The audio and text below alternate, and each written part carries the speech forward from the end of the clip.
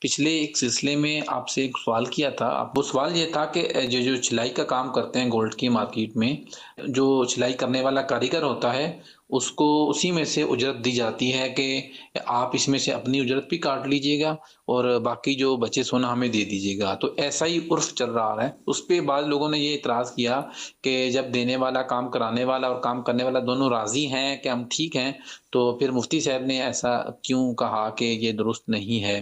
اور دوسرا، کیا اگر دونوں راضی ہوں تو کیا پھر ایسا ہو سکتا ہے؟ اور اگر اس کا درست طریقہ کیا ہونا چاہیے؟ اگر سونے ہی کی شکل میں اجرت دینا چاہے تو کیا طریقہ کار ہو سکتا ہے؟ دیکھیں، پہلی بات تو یہ ہے کہ ہر جگہ رضامندی نہیں چلتی۔ ہم شریعت کے اصولوں کے پابند ہیں۔ شریعت کے جو اصول ہیں ان کو سامنے رکھ کے، یعنی ایک عالم دین یا مفتی کو جائز و ناجائز بتانا ہوتا ہے۔ ایک یہ مسئلہ کہلاتا ہے کفیز تاہان کا، اور تاہان چکی کو کہتے ہیں۔ تو چکی کا آٹا، یعنی ایک حدیث پاک ہے جس میں پیارے آقا علیہ الصلوۃ والسلام نے منع فرمایا کہ کوئی شخص آٹا پسوائے اور اس آٹے میں سے ہی اجرت دے۔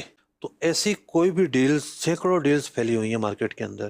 مثال کے طور پر جو آپ نے کام دیا اسی میں سے اس کو اجرت قرار دی گئی ہے۔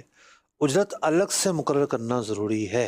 حدیث پاک میں منع فرمایا گیا ہے ایسے طریقے سے جو آپ نے کام دیا ہے اس میں سے ہی آپ اجرت نکالیں۔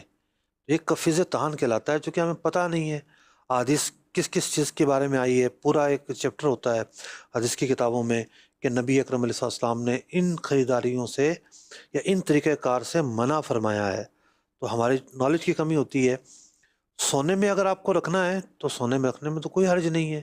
آپ مقرر کر لیں کہ بھئی اس کام کے بدلے اتنے رتی سونا آپ کو ملے گا، الگ سے مقرر کر لیں۔ وہ ایک الگ سے آپ دیں گے، یہ نہیں کہ جی اس کی جو بھی چھلائی ہوگی اس میں سے جائے گا۔ ایسا نہ کریں۔